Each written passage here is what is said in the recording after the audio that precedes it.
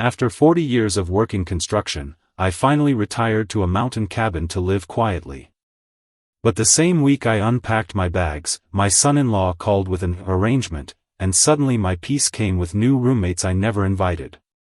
He thought I'd roll over. Instead, I rolled out a plan that changed everything. You know what 4 decades of construction work does to a man? It breaks your back, sure, but more than that, it breaks your spirit down piece by piece until you're nothing but muscle memory and caffeine running on empty. Every morning at 4:30 a.m. for 40 years, I'd roll out of bed in that cramped city apartment where the neighbors' music bled through paper-thin walls and car horns never stopped screaming. 40 years of breathing concrete dust and swallowing my pride when some pencil-pushing supervisor half my age would tell me I was doing it wrong. 40 years of watching my body deteriorate while I built other people's dreams. The city was eating me alive. Every siren, every honking horn, every shouting match in the apartment next door felt like sandpaper against my soul. I'd lie awake at night, staring at the ceiling while Mrs. Rodriguez's television blared through the wall and some drunk would stumble down the hallway, kicking doors and cursing the world. The smell of exhaust and garbage and too many people living too close together, it was suffocating me slowly, day by day. But I had a plan. God, I had such a beautiful plan. Every paycheck, I'd take whatever I could spare, sometimes it was $50, sometimes it was $5, and I'd stuff it into that old coffee can under my kitchen sink. While my coworkers spent their money on lottery tickets and beer, I was building something. Hope, maybe. Or just the promise that someday, all this suffering would mean something. It took me 25 years to save enough for that cabin. 25 years of skipping meals, of wearing the same work boots until they had more holes than leather, of saying no to every small pleasure because I had something bigger waiting for me. My daughter used to call it obsession. Maybe she was right. But when you're drowning in noise and chaos and the endless grind of city life, obsession is the only thing that keeps you breathing. The cabin was everything I'd dreamed of and more. Nestled in the Blue Ridge Mountains, surrounded by towering pines and the kind of silence that actually has weight to it. No neighbors for miles. No traffic. No sirens. Just the whisper of wind through branches and the occasional call of a hawk circling overhead. Those first mornings were like being reborn. I'd wake up naturally, not to an alarm clock, not to construction crews starting work at dawn, not to the crash of garbage trucks, but to sunlight filtering through the bedroom window and the gentle sounds of the forest coming to life. I'd make my coffee and step out onto that wooden porch, feeling the cool mountain air fill my lungs like medicine. I'd sit there for hours sometimes, just watching. Watching the mist roll between the mountains. Watching deer pick their way delicately through the meadow behind the cabin. Watching the sky change colors as the sun climbed higher, painting everything in shades of gold and green that no city dweller ever gets to see. For the first time in decades, my hands weren't shaking from stress. My jaw wasn't clenched tight. My shoulders weren't hunched up around my ears like I was expecting someone to hit me. I started keeping a journal, something I'd never done in my life. But there was something about the peace of that place that made me want to capture it, to hold on to every perfect moment. I'd write about the family of raccoons that visited my porch every evening, washing their tiny hands in the water dish I'd left out. I'd describe the way the morning light caught the spider web stretched between the fence posts, turning them into strings of diamonds. I'd document every bird that visited the feeders I'd hung from the porch eaves, cardinals and blue jays and tiny wrens that sang like angels.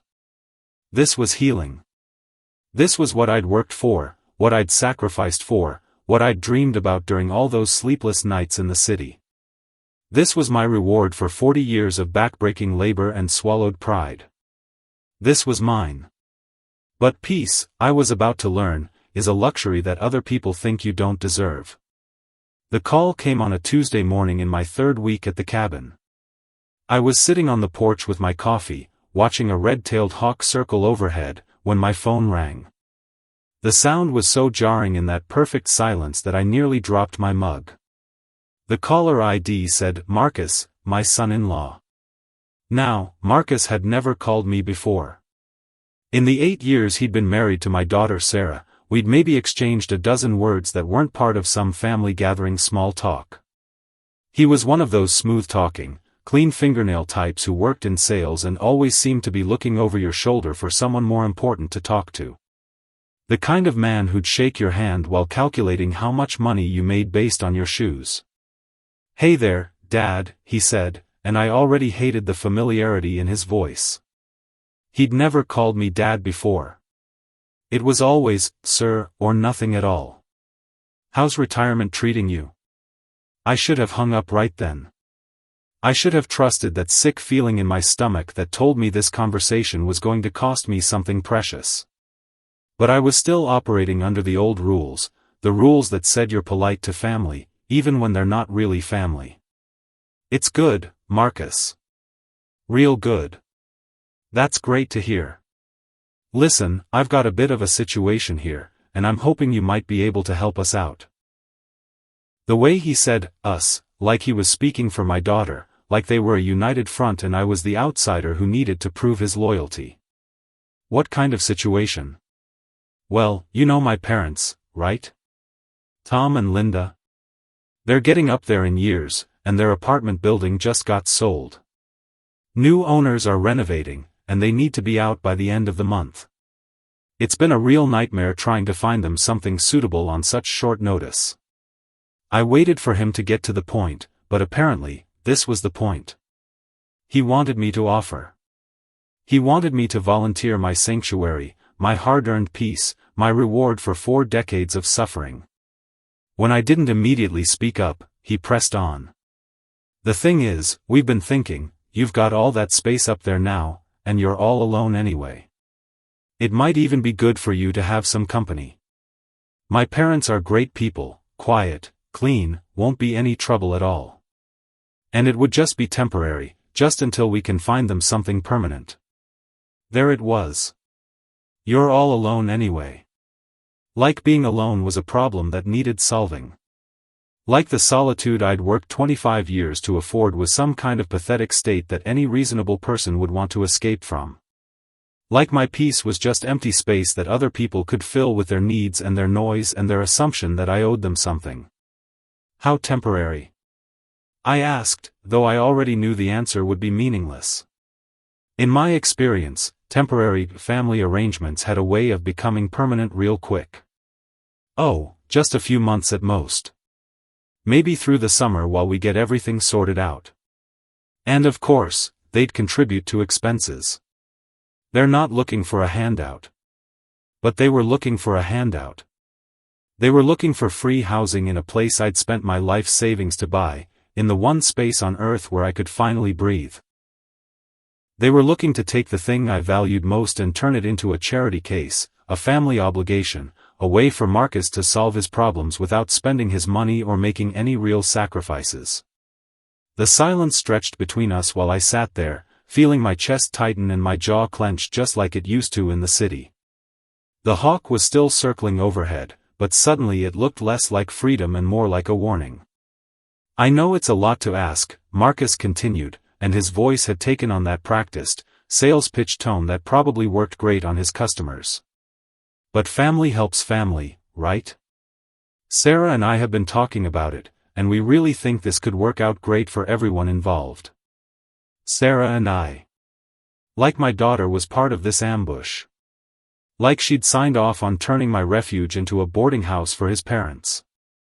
The betrayal hit me harder than the request itself. I'd raised that girl. I'd worked myself into the ground to give her opportunities one never had. And now she was part of a plan to take away the one thing I'd ever wanted for myself. "Let me think about it," I said, which was the coward's way of saying no without actually saying no. Of course, of course. Take your time. Just remember, they really need to be out by the end of the month, so we're working with a pretty tight timeline here. The manipulation was so smooth, so professional. Give me an illusion of choice while making it clear that the choice was already made. Create urgency so I couldn't think it through properly. Make me feel guilty for even hesitating. This was a man who knew how to get what he wanted, and what he wanted was my sanctuary. After I hung up, I sat on that porch for 3 hours, watching the shadows move across the meadow and feeling something dark and familiar settle into my chest. It was the same feeling I'd had all those years in the city. The feeling of being trapped, of being used, of being slowly worn down by people who saw my decency as weakness and my kindness as obligation. I was 65 years old. I'd given my life to other people's needs, other people's timelines, other people's definitions of what I should do and how I should live. I'd raised my daughter, supported my family, worked jobs I hated to pay for things other people needed. And now, in what should have been my time, in the place I'd sacrificed everything to buy, they wanted more. But something was different this time. Maybe it was the mountain air, or maybe it was the clarity that comes with finally getting something you've always wanted and then having someone try to take it away.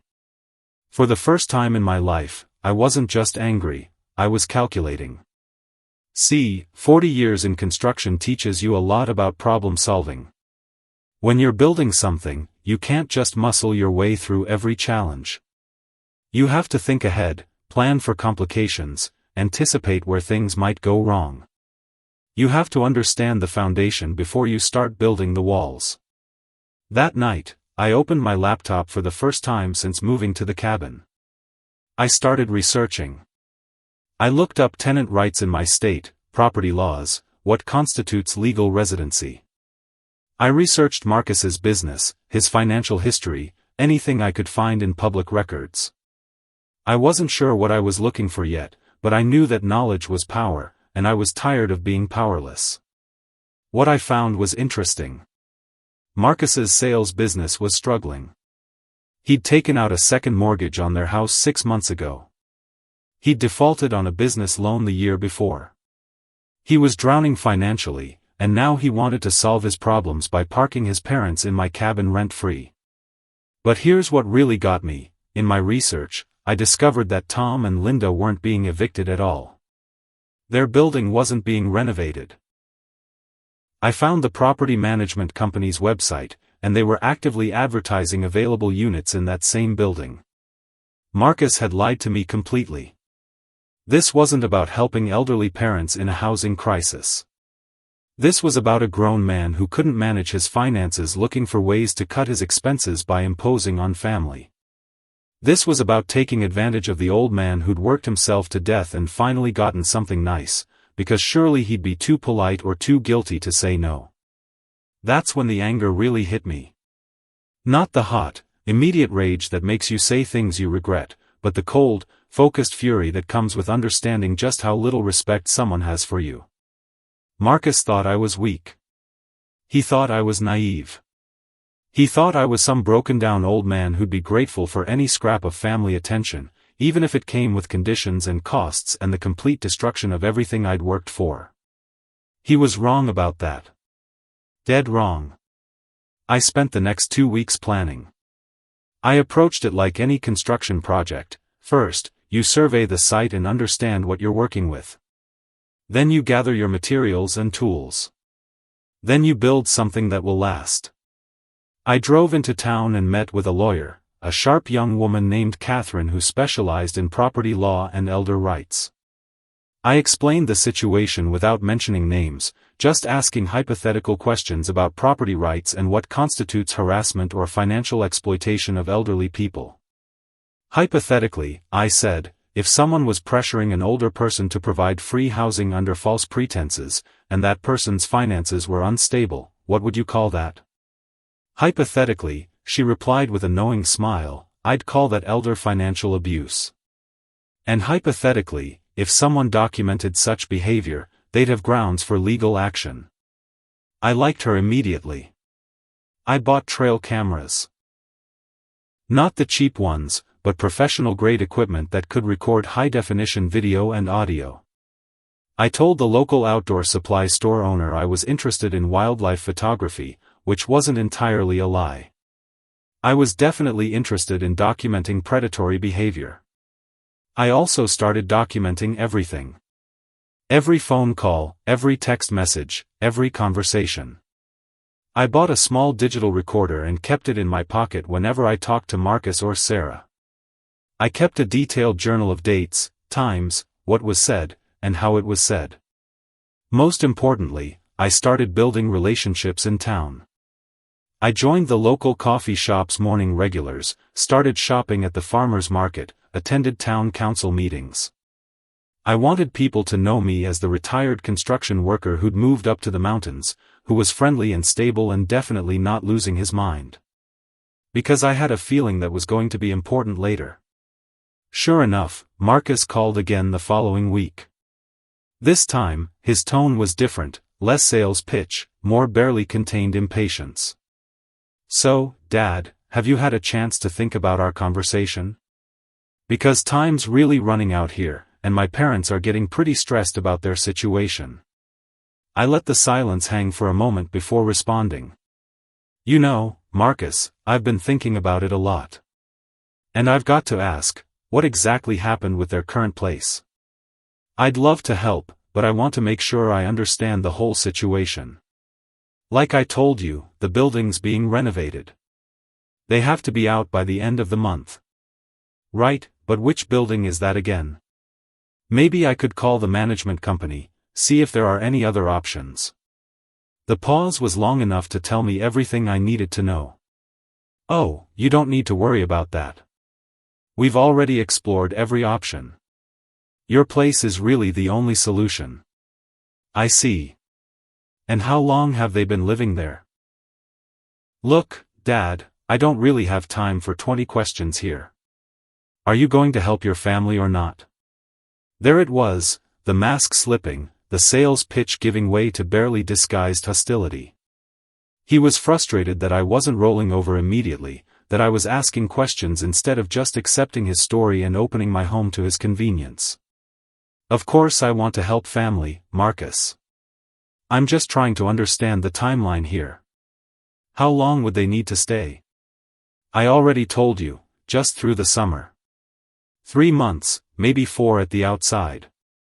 And they'd pay rent? They'd contribute to expenses, like I said.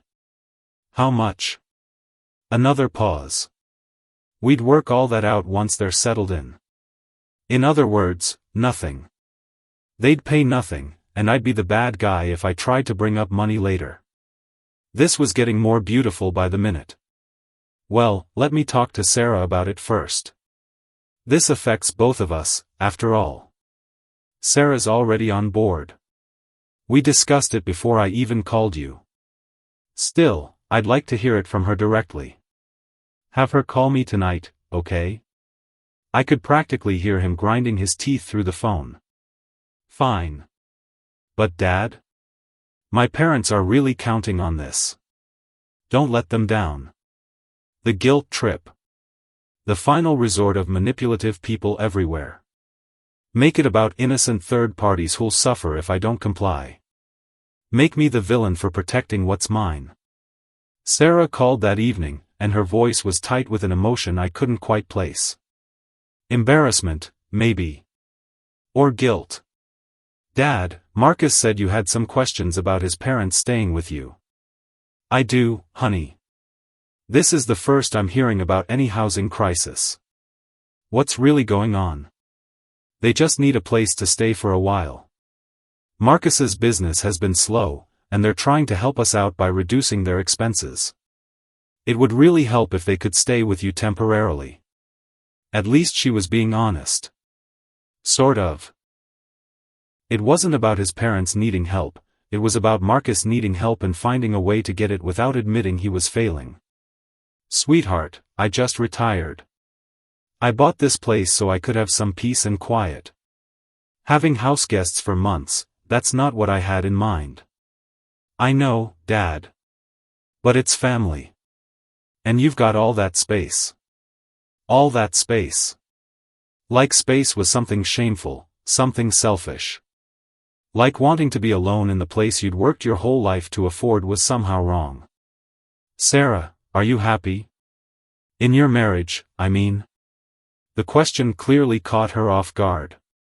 What does that have to do with anything? Just answer me. Are you happy? The silence stretched so long I thought the call had dropped. When she finally spoke, her voice was small and tired. "I'm fine, Dad. That's not what I asked. Look, every marriage has its challenges.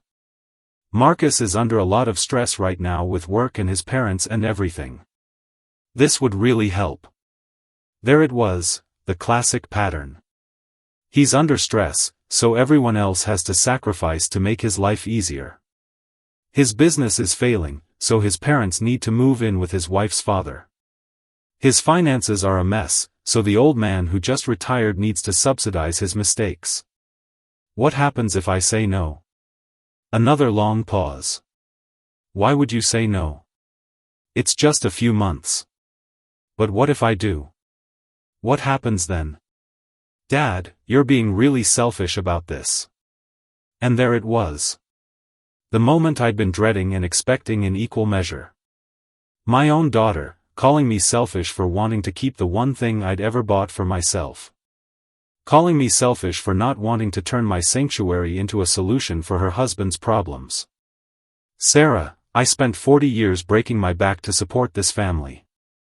I lived in a cramped apartment, breathing smog and listening to sirens, saving every penny so I could have this one thing. And now, 3 weeks after I finally get it, you're calling me selfish for not giving it up. No one's asking you to give it up. Just to share it. For how long? Marcus said through the summer, but what happens when summer's over and they still don't have anywhere to go? What happens when it becomes easier to just leave them there than to find them somewhere else? You're overthinking this. Am I? Because from where I'm sitting, it looks like your husband lied to me about why his parents need housing. He's trying to solve his financial problems by using my resources, and now he's got you calling me selfish for not going along with it. That's not what's happening. Then tell me what is happening. Tell me the truth, Sarah. She hung up on me. I sat on my porch that night, listening to the wind in the pines and feeling something cold and final settle into my bones. My daughter had chosen her husband's convenience over her father's peace. She'd swallowed his lies and made them her truth, and now I was the enemy for refusing to subsidize their dysfunction. That's when I decided I was done being the nice guy. Done being the family doormat, done being the solution to everyone else's problems, done sacrificing my well-being for people who saw my generosity as weakness and my boundaries as selfishness. It was time to fight back. And I knew exactly how to do it. The next morning, I called Marcus back. When he answered, I could hear the smugness in his voice. He thought Sarah had talked me into compliance. "Hey, Dad. Sarah said you two had a good talk last night." "We did. And I've made my decision." "Great. When can my parents move in?" "They can't." "I'm saying no, Marcus." The silence was deafening. I could practically hear the gears grinding in his head as he processed this unexpected resistance. "What do you mean, no?" "I mean no. I'm not providing free housing for your parents. I'm not turning my retirement retreat into a boarding house. I'm not solving your financial problems by sacrificing my peace of mind. Dad, you're making a huge mistake here. Family doesn't just abandon family when they need help. You're right. Family doesn't abandon family. So why are you trying to abandon your responsibility to your parents by dumping them on me? That's not what this is. Isn't it? You've got financial problems, so you want to park your parents somewhere free. You lied about why they need housing because you knew the truth wouldn't get you what you wanted. And now you're trying to guilt me into compliance by making this about family loyalty. I never lied to you. Marcus, I know their building isn't being renovated. I called the property management company myself. They have units available right now. Another silence, this one longer and more dangerous. When he spoke again, his voice had changed completely. The fake friendliness was gone, replaced by something sharp and ugly. You called my parents' landlord? What the hell is wrong with you? What's wrong with me is that I don't like being lied to. What's wrong with me is that I worked 40 years for the right to live peacefully, and I'm not giving that up because you can't manage your money. Listen, old man, you're going to regret this. Sarah's going to hear about how you abandoned your family when we needed you most. Everyone's going to know what kind of selfish bastard you really are. Let them know. I'd rather be called selfish than be actually used. I hung up on him, and I felt lighter than I had in weeks. But I knew this wasn't over. Marcus was the type of man who didn't take no for an answer, especially from someone he considered beneath him. He'd escalate. He'd try to find ways to pressure me, to make my life difficult, to punish me for refusing to solve his problems. I was counting on it. Sure enough, the campaign started within a week. First, it was Sarah calling every day, her voice getting progressively more strained and desperate. Marcus had convinced her that his parents were facing homelessness because of my selfishness, that they were elderly and vulnerable and I was heartlessly abandoning them. Dad, please. Tom is 73 years old. Where are they supposed to go? They can stay where they are, Sarah. Their building has available units. Or Marcus can help them find somewhere else. Or they can move in with you and Marcus, you've got a 4-bedroom house. Our house isn't suitable for elderly people. But my cabin is? That's different. How? It just is. The circular logic of desperate people. My place was suitable because it was available for free and far enough away that Marcus wouldn't have to actually deal with his parents' daily needs. Their place wasn't suitable because it would require Marcus to take actual responsibility or spend actual money. When the guilt trips didn't work, Marcus tried a different approach. He started calling everyone in the family, telling them I was having some kind of mental breakdown, that retirement had made me paranoid and hostile. He painted himself as the concerned son-in-law just trying to help elderly parents while dealing with an increasingly unstable father-in-law. My sister called from Florida. Jimmy, what's going on up there? Marcus says you're acting strange. Strange how? He says you're being paranoid, accusing him of lying, making up conspiracy theories about their housing situation. Did he tell you why his parents supposedly need housing? Building renovations, right? Wrong. I called the building. No renovations. Available units right now. A pause. Are you sure? I'm sure. Marcus lied because he thought I'd be more likely to help if I believed his parents were victims of circumstances instead of casualties of his poor financial planning. Oh. Yeah. Oh. But for every family member who believed me once they heard the facts, there were others who preferred Marcus's version because it was simpler, more dramatic, and didn't require them to think badly of someone they'd accepted into the family. The real escalation came when Marcus decided to involve professionals in his character assassination. 3 weeks after I'd said no, I got a visit from Adult Protective Services. The social worker was a tired-looking woman in her 40s who seemed deeply uncomfortable with her assignment. She introduced herself as Linda Chen and explained that they'd received a report of concern about my welfare. What kind of concern? The report suggests you may be experiencing some cognitive decline, making poor decisions, becoming increasingly isolated and paranoid. I invited her in, made her coffee, and showed her around the cabin. Everything was clean, organized, well-maintained. My financial records were in perfect order. My medication list was short and appropriate. I was clearly taking good care of myself and my property. Mr. Henderson, I have to ask, are you experiencing any memory problems? Confusion? Difficulty managing your daily affairs? Not at all. Would you like to see my medical records from my physical last month? Everything came back normal. The person who filed the report mentioned that you've been making accusations against family members, claiming they're lying about things that can be easily verified. Like what? Like claiming your son-in-law's parents aren't really facing eviction from their apartment. I handed her a folder I'd prepared specifically for this possibility. Here's the property management company's contact information, along with a recording of my conversation with them confirming they have available units. Here's the building's website showing current availability. Here's Marcus's financial history from public records, showing why he might want to reduce his expenses by having his parents live somewhere for free. She went through the documents carefully, her expression growing more grim with each page. Mr. Henderson, this is quite thorough.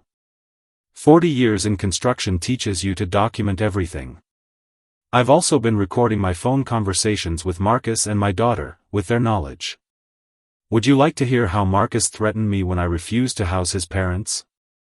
I played her the recording of Marcus calling me an old man and telling me I'd regret saying no, that everyone would know what a selfish bastard I was.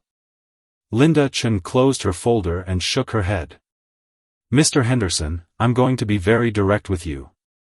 Someone is trying to use our system to harass you, and that someone has wasted state resources on a false report. You're clearly competent, stable, and living independently without any issues. Who filed the report?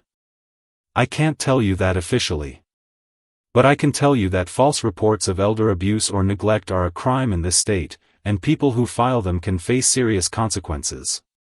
After she left, I sat on my porch and felt something dangerous rising in my chest. Marcus had crossed a line I didn't even know existed. He'd tried to use the government to declare me incompetent, to have me labeled as someone who couldn't take care of himself or make his own decisions. If his plan had worked, Sarah would have had grounds to take control of my finances, my property, my life. This wasn't about housing his parents anymore. This was about destroying me as punishment for saying no.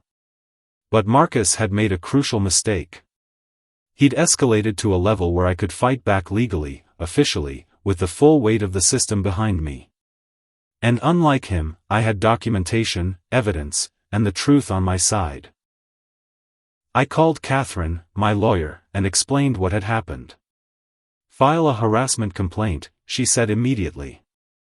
False reporting to Adult Protective Services is a serious crime. We can also look into getting a restraining order if the harassment continues. What about my daughter? She's caught in the middle of this. That's up to her. But Mr. Henderson, I need you to understand something, this isn't about family dynamics anymore.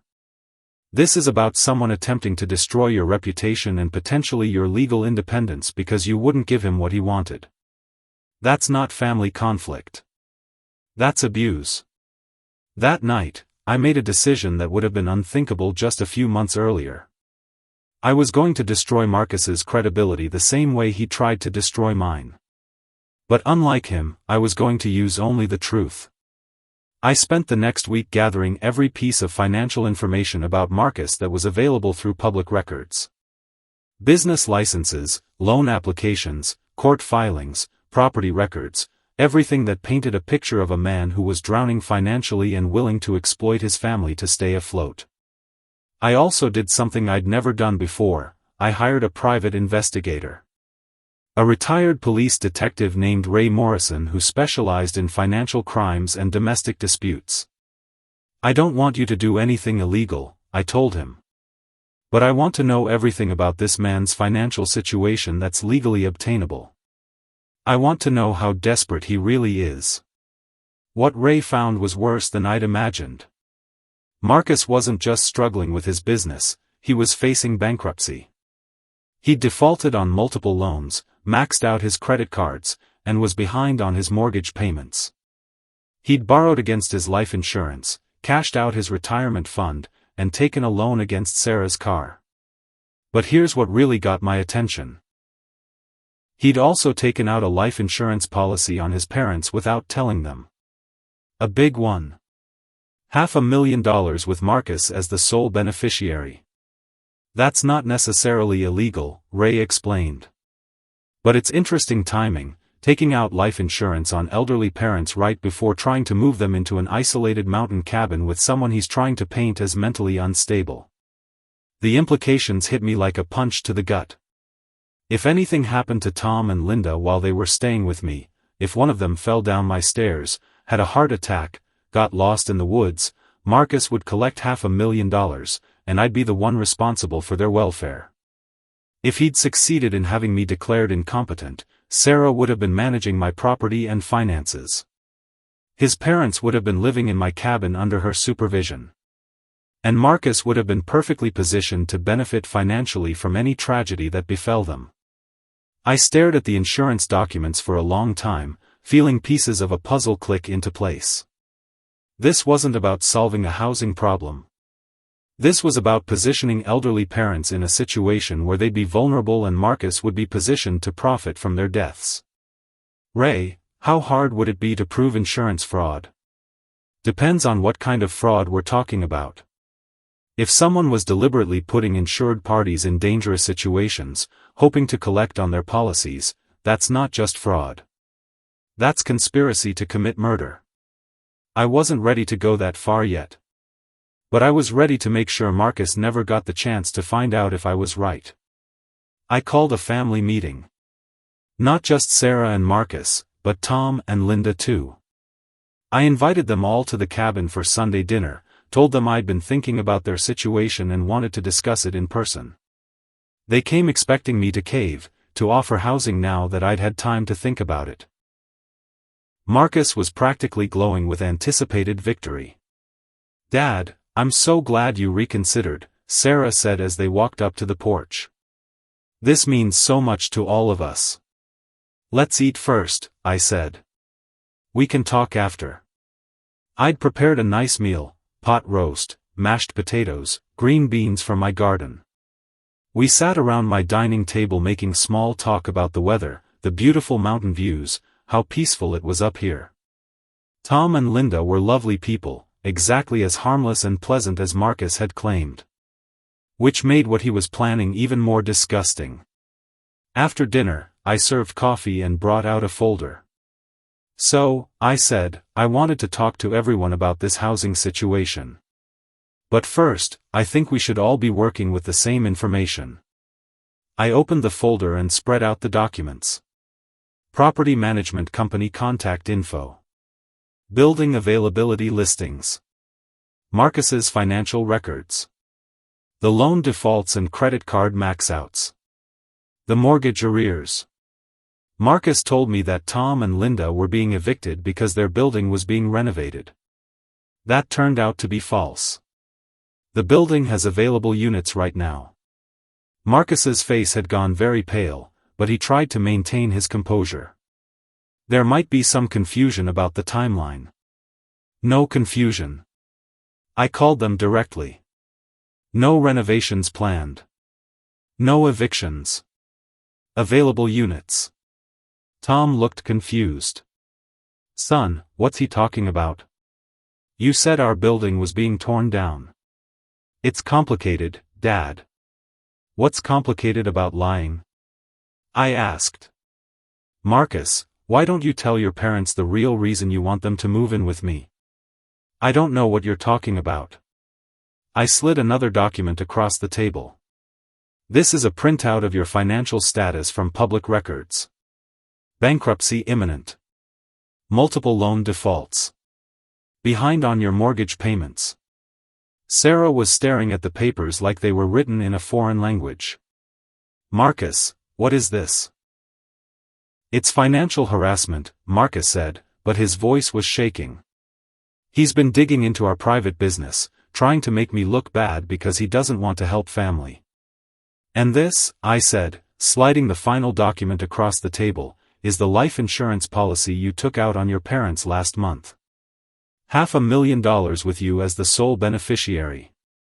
The silence that followed was so complete I could hear the wind in the trees outside. Linda picked up the insurance document with trembling hands. "Marcus, what is this?" It's just financial planning. Making sure you're taken care of. By hoping we die." Tom's voice was quiet but deadly. "That's not what this is." "Then what is it?" I asked. "Because from where I'm sitting, it looks like you're drowning financially. You lied about your parents' housing situation to get them into an isolated location, and you've positioned yourself to profit from their deaths. You're insane. That's not what's happening." "Then explain it." Explain why you need your parents to live with me instead of helping them stay where they are. Explain why you took out life insurance on them right before trying to move them to a remote cabin. Explain why you tried to have me declared mentally incompetent when I said no. Sarah was staring at her husband like she'd never seen him before.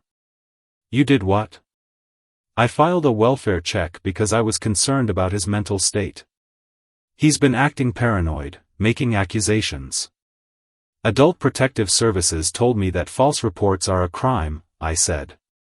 They also told me that everything I accused you of was true. Marcus stood up abruptly, his chair scraping against the floor.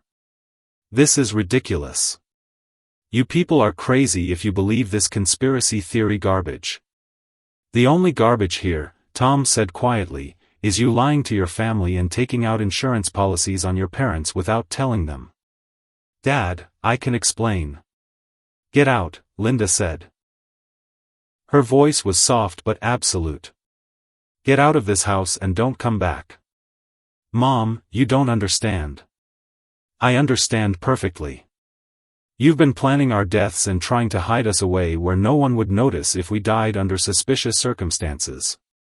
Marcus looked around the table desperately, but he found no allies. Sarah was still staring at the insurance documents. Tom and Linda were looking at him like he was a stranger. I was just waiting to see what he'd do next. Sarah, we're leaving. Now. But Sarah didn't move. I want to hear the rest of this. There is no rest of this. It's all lies and manipulation. The documents aren't lies, Marcus. Your signature on the insurance policy isn't a lie. You're taking his side over mine. I'm trying to understand why my husband has been lying to everyone. Marcus's composure finally cracked completely. Fine. You want the truth? Yes, we're broke. Yes, I need to cut expenses. Yes, I thought your father could help us out by housing my parents for free. And yes, I took out insurance on them because that's what responsible children do. Responsible children don't lie about their parents facing eviction, I said. Responsible children don't try to have their father-in-law declared incompetent, Sarah added. Responsible children don't take out secret life insurance policies, Tom finished. Marcus looked around the table one more time, his face twisted with rage and desperation. You're all going to regret this. You think you're so smart, but you have no idea what you've just done. He stormed out, slamming the door behind him. We sat in silence for several minutes, listening to his car roar down the mountain road. I'm sorry, Sarah finally whispered. I'm so sorry, Dad. I didn't know. What are you sorry for? For believing him. For calling you selfish. For not seeing what he was really doing. I reached across the table and squeezed her hand. You couldn't have known. He's good at what he does. What happens now? Linda asked. Now you go home to your apartment that isn't being renovated, I said. And Sarah figures out whether she wants to stay married to a man who lies to his family and plans their deaths. And what about you, Dad? I looked around my cabin, my peaceful, quiet, safe cabin that no one was going to invade or occupy or use to solve their problems. Now I get to finish my retirement in peace. The legal aftermath was swift and satisfying.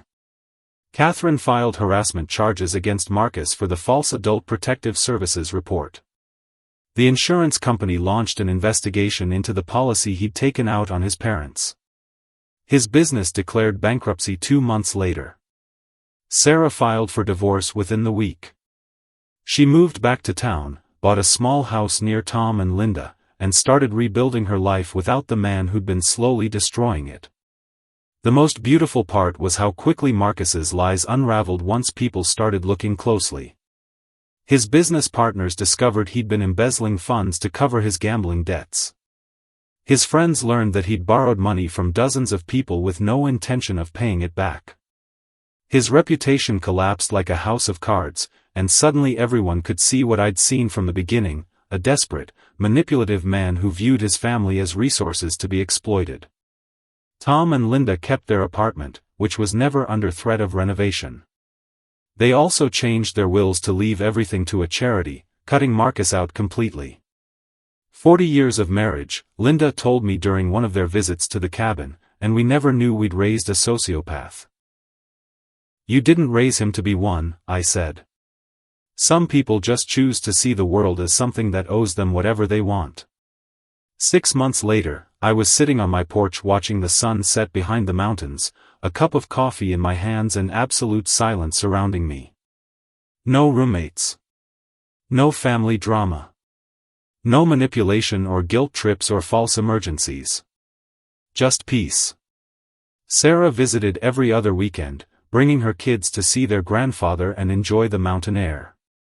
Tom and Linda came up once a month, bringing groceries and staying for dinner. We'd become the family we should have been all along, people who cared about each other without trying to use each other. The hawk still circled overhead most mornings, and I'd taken to thinking of it as a reminder. Predators are always looking for easy prey. They circle and watch and wait for signs of weakness. But they move on quickly when they realize their target is stronger and smarter than they thought. Marcus had seen an old man living alone and assumed I'd be easy prey. He'd calculated that I was too decent to say no, too family-oriented to protect my boundaries, too naive to see through his lies. He'd mistaken kindness for weakness and retirement for vulnerability. He'd been wrong about all of it. The truth is, you can't stop people from trying to take advantage of you. There will always be someone who sees your generosity as opportunity, your peace as empty space they can fill with their problems, your boundaries as suggestions they can ignore. But you can stay calm, stay smart, and make truth your strongest weapon. You can document everything, question every story, and trust your instincts when something feels wrong. You can build relationships with people who matter, lawyers, neighbors, friends, so you're not isolated when predators circle. Most importantly, you can remember that protecting what you've worked for isn't selfish. It's necessary. Because the people who call you selfish for having boundaries are usually the same people who have no respect for those boundaries. I earned this peace. I worked 40 years for the right to sit on this porch and watch hawks circle and listen to wind in the pines. I saved every penny, sacrificed every comfort, endured every hardship to get here. And no one, not family, not friends, not smooth-talking manipulators with sob stories and secret insurance policies, has the right to take it away from me. The coffee's getting cold, the sun's almost set, and tomorrow morning I'll wake up to silence and solitude and the kind of peace that money can't buy but determination can earn. Marcus thought I'd roll over. Instead, I rolled out a plan that changed everything. And you know what? I'd do it again in a heartbeat. What would you have done in my place? Let me know in the comments, and don't forget to subscribe for more real-life stories of people who refuse to be victims of their own generosity.